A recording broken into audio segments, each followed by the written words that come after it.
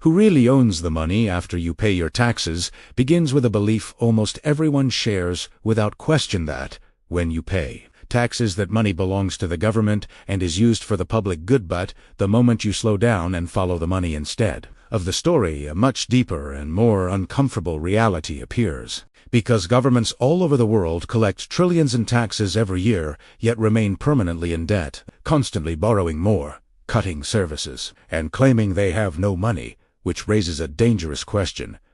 How can an entity that takes money from millions of citizens still not own enough to function? To understand this paradox, you must go back to a time when money was tangible and limited, when taxes were collected in grain, gold, silver, or labor, and rulers could only spend what physically existed, meaning ownership was clear and power was constrained by reality. But this balance broke the moment governments learned that instead of taxing directly and risking rebellion, they could borrow money from wealthy lenders and promised repayment later with interest, a strategy that seemed harmless at first but quietly planted the seed of permanent debt. As wars became larger and empires more expensive to maintain, borrowing replaced taxation as the primary funding mechanism, and debt stopped being temporary and became structural, meaning governments no longer aimed to pay it off, but to roll it forward endlessly. And when central banks were created, the system reached a new level, because money itself could now be created from nothing, but only as debt,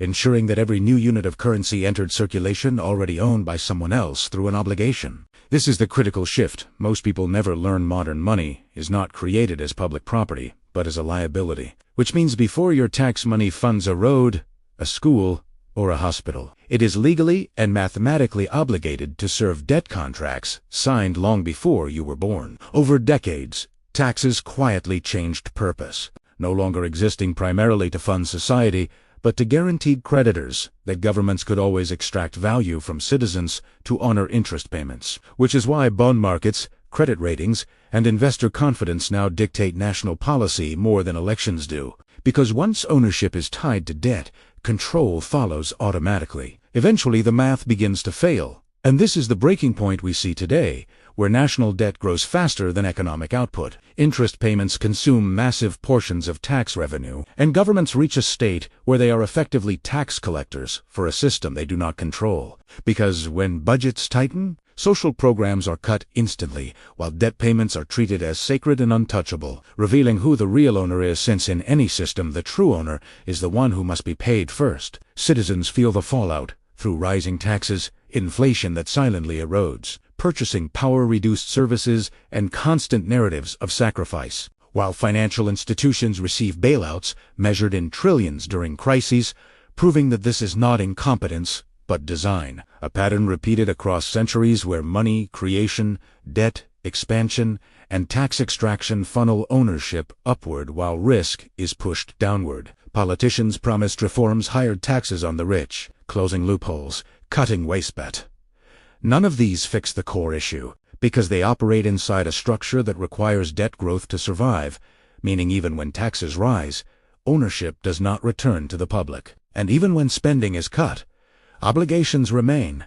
locking societies into a loop where work increases, but control decreases. Modern parallels make this clearer than ever, as governments claim they cannot afford health care, housing, or education, while instantly creating massive sums to stabilize markets, exposing the uncomfortable truth that scarcity is selectively enforced, and that taxes function less as a contribution to society and more as a mechanism to maintain confidence in a debt-based monetary system. The real secret is not that taxes are evil or unnecessary, but that in a system where money is born as debt, ownership is always temporary for the worker and permanent for the holder of claims. Meaning people spend their lives earning units they never truly control, while governments collect revenue they never truly own, acting as intermediaries between citizens and creditors. History shows that civilizations collapse not when taxes exist, but when the population realizes that their labor no longer builds a future for themselves but services an invisible structure that cannot be questioned. Because once trust breaks, no amount of taxation can hold the system together. The three truths are simple but unsettling. First, modern taxes primarily stabilize debt, not prosperity. Second, once you pay taxes, your money is redirected to obligations you never consented to. Third, Real ownership in a debt-based economy belongs to those who issue money and hold claims, not those who produce value. The warning is not about refusing taxes, but about understanding power. Because a society that does not understand who owns its money cannot understand who owns its future. And the most dangerous moment in any system is when people believe they are free because they vote, while their economic structure ensures that outcomes never change. Once you truly understand who owns the money after you pay your taxes, you begin to see inflation differently, debt differently, politics differently, and history differently. And that awareness is the first step toward asking better questions. Because systems do not collapse when they are exposed, they collapse when enough people stop believing the story that keeps them running. And if this perspective changed how you see money, power, and control, then keep questioning, keep learning, and stay alert, because the real currency of the future will not be money, but understanding.